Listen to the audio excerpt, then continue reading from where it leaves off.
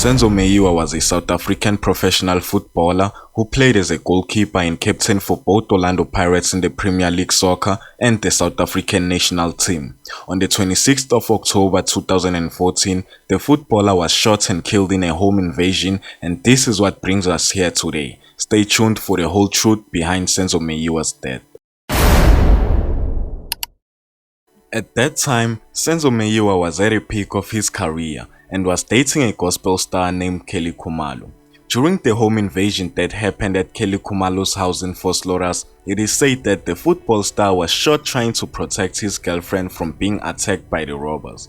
Later on, he was pronounced dead at the Johannesburg hospital.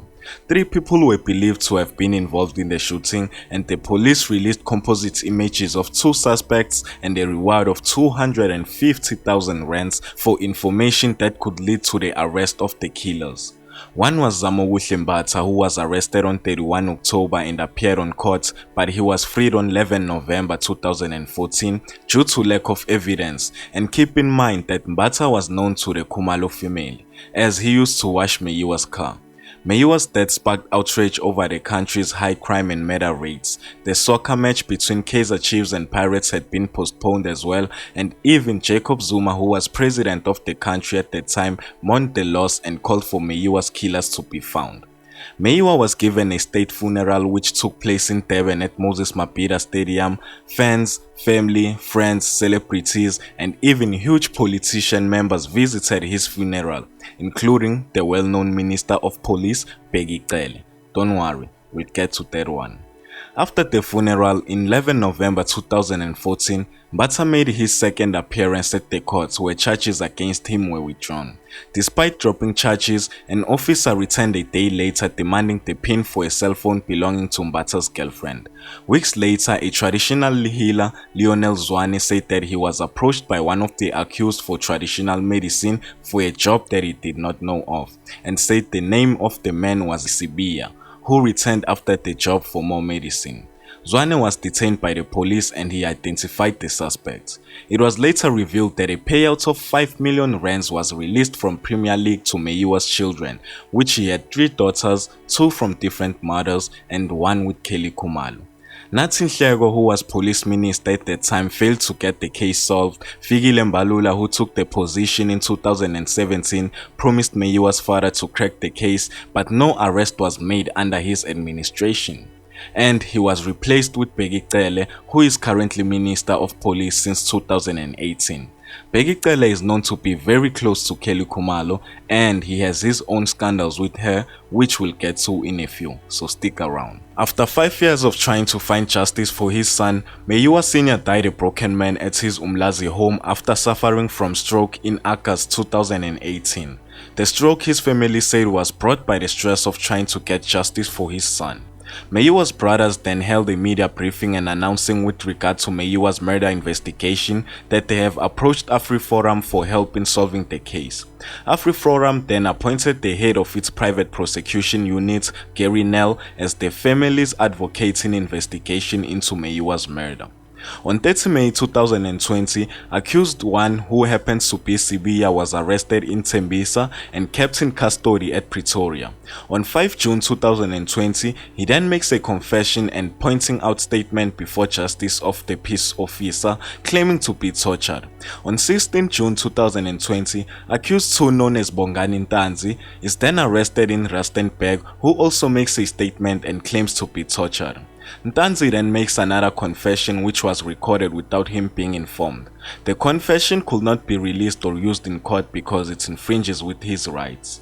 On 20 October 2020, unconfirmed media reports swirl around the arrest of the murder suspects. News 24 reports that a gun which had been positively linked to the killing of Meyiwa had been found in Cleveland police station and had also been used in the murder of a taxi boss 3 months after the soccer star died. According to News 24, the suspect was reportedly convicted of the taxi boss murder and sentenced to 30 years. This suspect later turns out to be accused 3, known as Mncube. On 26 October 2020, Bheki Cele announced that 5 suspects had been arrested in connection with the murder of Meyiwa. Cele said that their arrests were made between Gauteng and KwaZulu-Natal. The men then appeared in court where the matter was then postponed to the 27th of November. A document was then sent to the media by the NPA which puts the singer Kelly Khumalo at the front center of Meyiwa's murder case. The document had a lot of things mentioned, but pertaining to Khumalo, the document requests for singer's cell phone records and calls for more information on a loan that may have been taken to fund the murder of the goalkeeper. The NPA at the time said the document had been released to the media by mistake. On 27 November 2020, the 5 murder accused Sibiya, Ntanzi, Ncube, Mapinda and Ntule appeared in court, and their matter was postponed to 21 March 2021 as they claimed to not be responsible for the murder and refused to stand on the dock. On 5 March 2021, their matter was transferred to the High Court. Bongani Ntanzi dropped his lawyer for allegedly forcing him to confess to a crime he says he did not commit. From there, the men make several appearances in court until the trial date is set for 11 April 2022. 4 of the accused appear in High Court where they inform Judge Chifiwa that they have dropped their lawyers and have appointed advocate Malisela ahead of the trial.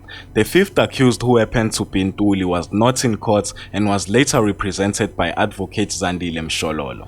On May 2022, one of the police officers in the Meyiwa murder investigation was poisoned and he died. He was also one of the first senior police officers on the murder scene.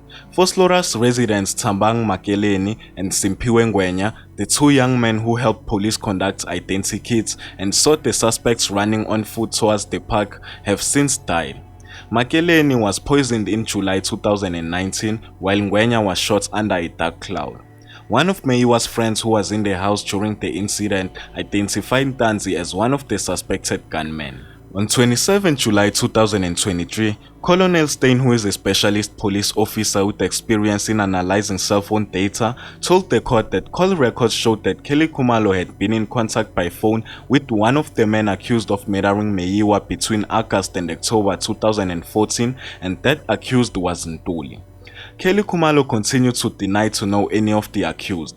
The lead investigator, Bongani Kininda, told the High Court that one of the suspects in his confession said that Ms. Khumalo had given them instruction to murder Meyiwa, but the confession could not be used in High Court as it was recorded without letting the suspects know. In addition to this, Ms. Khumalo also had a photograph of money in a transparent bag on her phone. The same image was found on one of the suspects' phone. Around August 2022, Advocate Tifo claimed that Kelly Khumalo had slept with Police Minister Bheki Cele a few days after the murder of Senzo Meyiwa. He also said that this might even lead to the case not being solved and Khumalo not facing charges for her action due to her close relationship with the Minister of Police. Kinida added that the pair had a fallout and that Khumalo hated Meyiwa and wanted to get rid of him. He backed this up by bringing up communication records between Khumalo and her sister from early 2013 showing that she wanted to dispose of him. The court is currently establishing whether the confession statements are admissible, and 2 of the accused said their confessions were made under duress. Will this case come to an end? Will Meyiwa's family ever find justice? This has actually been a long case, and all we want is justice for the family and those who are involved to rot in prison. My name is Jay and this is Moment in Future, pulling you into the truth.